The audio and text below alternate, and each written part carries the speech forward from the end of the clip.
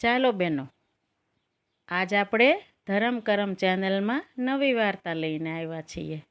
તો વાર્તા સાંભળો ને એ પહેલાં તે મારી ચેનલ અને મારી વાર્તાને લાઈક કરજો, શેર કરજો અને સબસ્ક્રાઈબ કરજો. તો લ્યો હવે વાર્તા કહું. એક ગામ હતું. એ ગામમાં ઘણી બધી બહેનો રહેતી. બધા ધરમ કરમ કરે, આવે જાય, કૂવે પાણી ભરે. તો એમ કરતાં અધિક માસ આવ્યો તો એક નાની છોકરી પણ પાણી ભરવા જાય. એનો વારો છેલ્લો આવે એટલે ઊભી બધું સાંભળે. એ બાયું તો વાતું કરતી હતી કે હવે તો અધિક માસ આવશે, સેવા પૂજા કરશું, નદીએ નાહવા જાશું, થાશે એટલું દાન ધર્મને પૂર્ણ કરશું, અને ક્યાંક વળી મેળ પડી જાય, ભગવાનની દયા થાય તો યાત્રા પ્રવાસ પણ કરશું. બસ આવી બધી વાત 2-3 દી અગાઉ ચાલુ થઈ. છોકરી સાંભળે એને પણ થાય કે અધિક માસ શું હશે. એને પણ એમ થાય કે મારે આવું તો બધું કરવું જોઈએ, હું ભલે ને નાની રહી, ભગવાનની ભક્તિ તો બધા કરે ને. 2-3 દિવસ ગયા, અધિક માસ આવ્યો. બહેનો તો બધી કામ કરે, પાણી ભરે અને છેલ્લે થાળી લઈને નીકળી. એટલે એ પણ જોવે છે કે આ બધા ક્યાં જાય છે, હું જોવા જાશ. પાછળ જાય છે અને જુએ છે તો બધી બાયું નદીમાં સ્નાન કરે છે. સ્નાન કરી કાંઠે આવી અને કાંઠાગોર કરે છે, એની પૂજા કરે છે, પૂજા આરતી કરે છે. એ પણ ઊભી જોવે છે. બીજે દિવસે એણે પૂછ્યું, મને આવું કરવા દેશો? મને તો કાંઈ નથી આવડતું. તો એમાં પણ 2 ધાર્મિક બાયું હોય. એણે કહ્યું, હા, અહીંયા બેસી જા અને અમને હાથ અડાડજે, પણ તારે રોજ અહીંયા નાહવું પડશે. છોકરી કહે, ભલે ને, એ તો હું નાહી લઈશ. તો બસ રોજ એ બાયુનું ટોળું આવે, હારે છોકરી આવે અને સૌની હારે નાય કાંઠે આવે, કાંઠાગોરની પૂજા કરે. આ ક્રમ ચાલ્યો. ધીમે બાયું તો કહે હવે તો કંઈક દાન ધર્મ પુણ્ય કરશું. પણ છોકરીના મનમાં તો એમ થાય છે હું શું કરીશ. તો એણે કહ્યું, ભગવાન ક્યાં છે? ભગવાનને પૂજા કરવી હોય કે ભગવાનને કંઈ કહેવું હોય અને બધું મારે જ કરવું હોય તો એ ક્યાં મળે? તો બાયું કહે, આ જ ભગવાન છે અને આ જ પૂજા પાઠ છે, તું જે કરશો એ. તું સાચા મનથી બોલીશ ને એટલે ભગવાન બધું સાંભળશે. તો છોકરી કહે ઠીક. ધીમે બધી બાયું ઘરે ગઈ.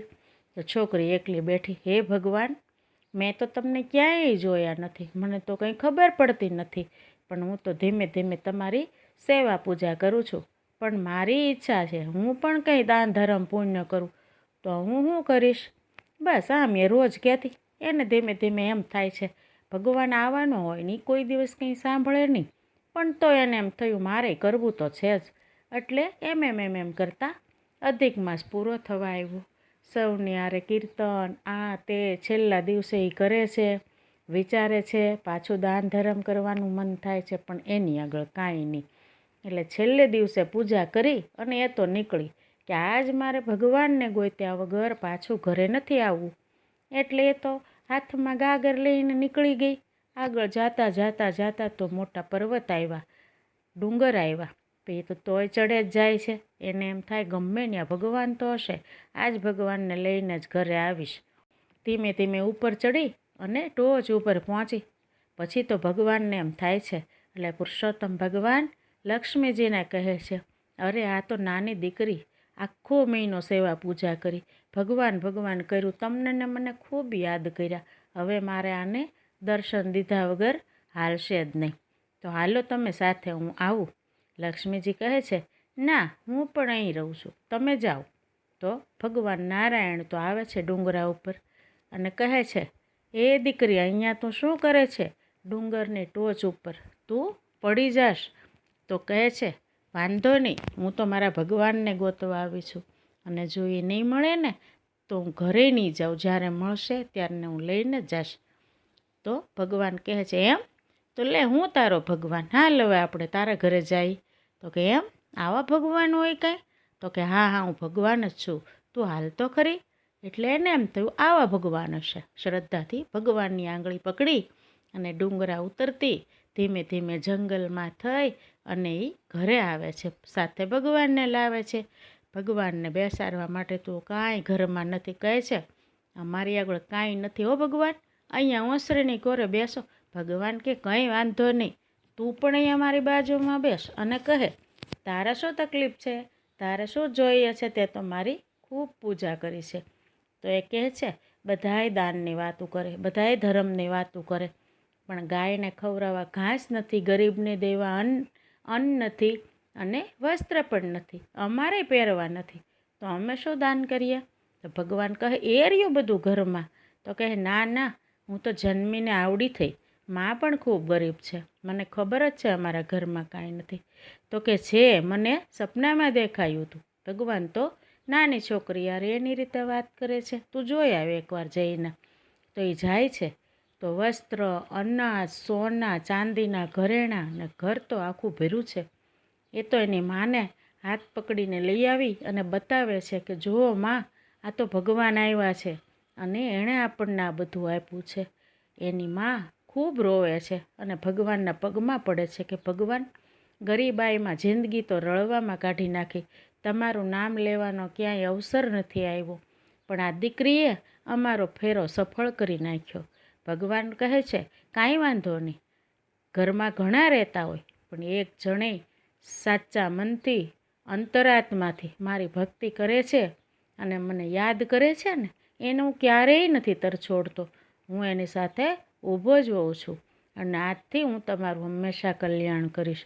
હવે આ દીકરીને જે પૂજા પાઠ, દાન, ધર્મ, પુણ્ય કરવું હોય એ કરવા દેજો અને સુખે રહેજો. આમ ભગવાન એના ચતુર્ભુજ સ્વરૂપનું દર્શન કરાવ્યું. મા દીકરી તો ધન્ય થઈ ગયા, ખૂબ રોવે છે. ભગવાન કહે છે લે હું જાઉં ને? છોકરી કહે છે હા, હું કહું ને ત્યારે પાછા આવજો. ભગવાન તો વચને બંધાણા અને વારંવાર દર 11 છોકરી બોલાવવા જાય અને ભગવાન આવે ગરીબ બ્રાહ્મણ બનીને, બસ એને ગમે એવું એ રહી જાય અને વયા જાય. આમ જ એ મા દીકરીનું જીવન ચાલતું રહ્યું.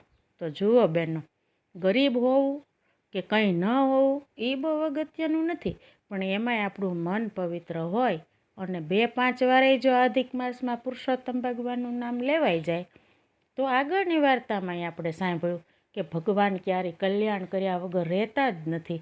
તો આપણાથી જે થાય ઓલી કરે છે એમ નહીં, આપણાથી જે થાય પવિત્ર મનથી આપણા ઘરમાં રહી અને કરાય.